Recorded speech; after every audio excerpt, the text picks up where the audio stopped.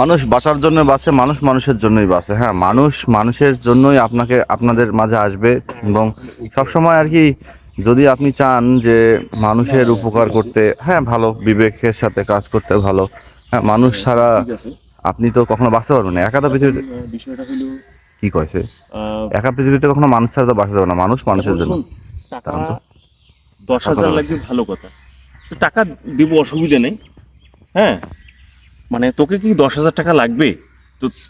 আচ্ছা, সমস্যা নেই, তুই টাকা নিয়ে যাবি, কিন্তু ওই আমাকে জানিস তো বিষয়টা, ওই একটু মানে সিস্টেমটা ওই যে মানে কিছু একটু আমার দিবি।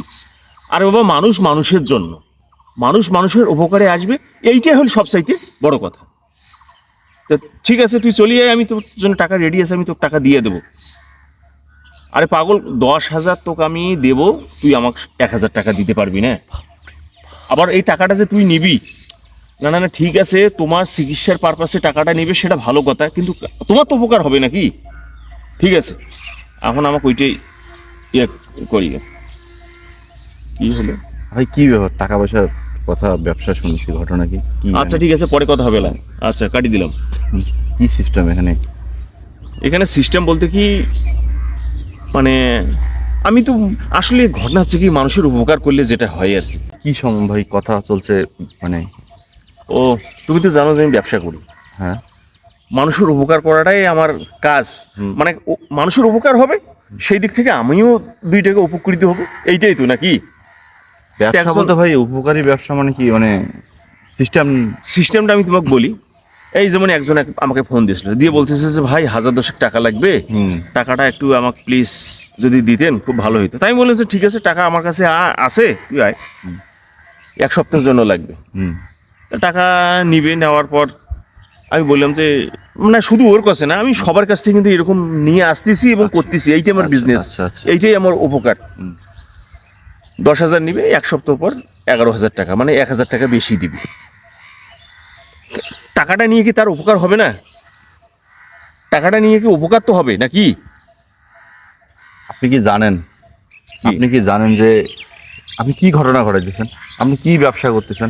আপনি কি জানে করতেছেন না না জানে করতেছেন? জানি শুনি করতেছি, সবাই করতেছে এরকম, সবাই বললে ভুল হবে।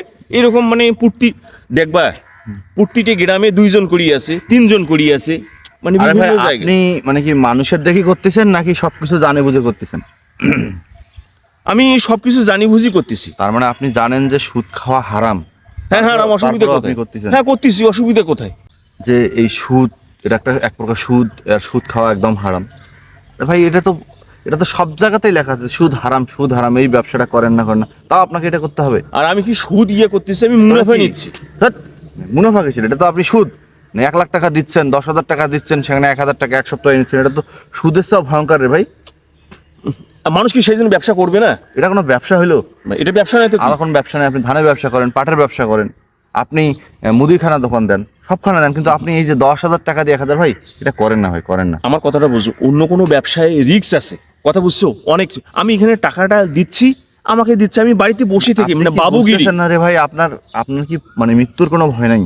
আপনি মরবেন না?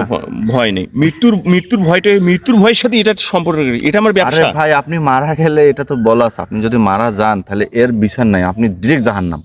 জান, দুনিয়াতে বাস করতে গেলে আমার টাকার দরকার আছে। আমি প্রতিদিন দুপুরবেলা করিয়ে মানে হোটেলে আমি গরু মাংস, খাসির মাংস, অমুক তমুক এটা সেটা দিয়ে, আচ্ছা প্রতিদিন আমার পকেট খরচ জানো কত যায়? যাক রে ভাই, যাক। আপনি অন্য ব্যবসা করেন, অন্য ব্যবসা করে এরকম একটা মুনাফা নেন। প্রতিদিন আমার কত টাকা যায় জানো?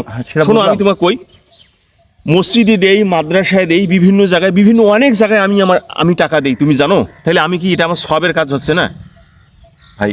মানে আপনি সুদ খাটাবেন, 1,00,000-এ 10,000, 10,000-এ 1,000, আর সেখানে আপনি বলতেছেন মানে মসজিদে টাকা দেন, হ্যাঁ, জুম্মায় টাকা দেন, হ্যাঁ, এতিমখানায় টাকা দেন, বিভিন্ন ওয়াজ মাহফিলে টাকা দেন। আমি এবং সেই সাথে ওয়াজ মাহফিলের সভাপতিও হই আমি। আমাকে প্রধান অতিথি করে, তারপর মসজিদেরও আমি আনি একটা সভাপতি।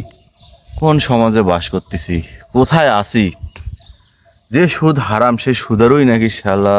আচ্ছা শোনো, তোমার কোনো কাজ আছে? যদি তোমাকে টাকা লাগে তুমি বলো, আমি তোমাকে। মানুষ দেয় 1,000, তুমি 800 টাকা দিও। শেষ একটা কথা বলি।